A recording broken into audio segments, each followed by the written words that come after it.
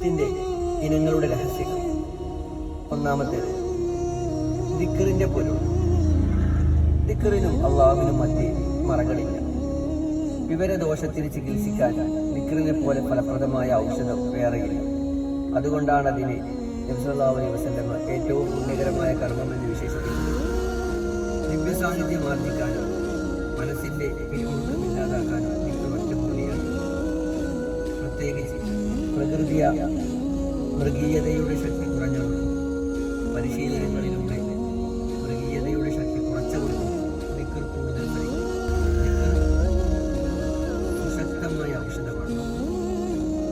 2. ദുആയുടെ പൊരുൾ. പ്രാർത്ഥന ഇബാദത്തിന്റെ മഹിമയാണ്. അത് ദിവ്യ സാന്നിധ്യത്തിന്റെ വിശാലമായ വാതിൽ തുറന്നു അല്ലാഹുവിന് സമ്പൂർണ്ണമായുള്ള കീഴ്വണക്കം. ഏതവസ്ഥയിലും ലോകരക്ഷിതാവിലേക്ക് തനിക്കുള്ള ആശ്രയത്വത്തിന്റെ പ്രതീകവുമാണത്.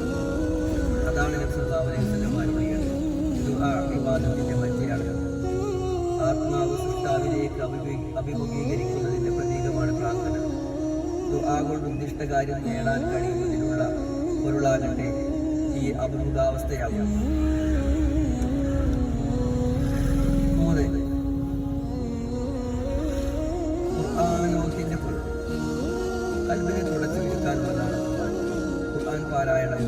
ഖുർആൻ പ്രഭാഷണം കേൾക്കലും മനസ്സിലെത്തി ഗ്രഹിക്കലും ആത്മാവിൽ അത് ഉൾക്കൊള്ളലുമൊക്കെ പരിവർത്തനങ്ങൾ ഉണ്ടാക്കും.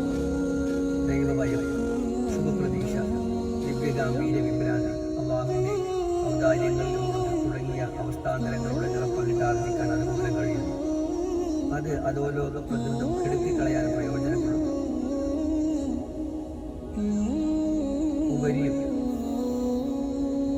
ഉപരിയായ സമുന്നത വർണ്ണങ്ങളിൽ ഒഴുകിയെത്തുന്നത് സ്വീകരിക്കാൻ ആത്മാവിനെ അതൊരുക്കുകയും ചെയ്യുന്നു.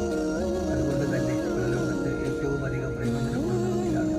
കൽവിൽ ഉത്തരം കിട്ടുന്നവരോട് മലക്ക് നീയൊന്നും ഗ്രഹിച്ചില്ല, ബോധ്യതുമില്ല എന്ന് പറയുന്നതിലെ സൂചനയും ഇതിൽ പറഞ്ഞത് തന്നെ.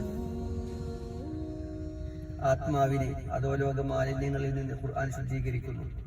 അതാണ് നബി സല്ലല്ലാഹു അലൈഹി വസല്ലം അരുളിയത്. എല്ലാ വസ്തുക്കൾക്കും തുടച്ചു മിനുക്കാൻ ഓരോ മാധ്യമങ്ങളുണ്ട്. മനസ്സ് തുടച്ചു മിനുക്കുന്നത് ഖുർആനാണ്.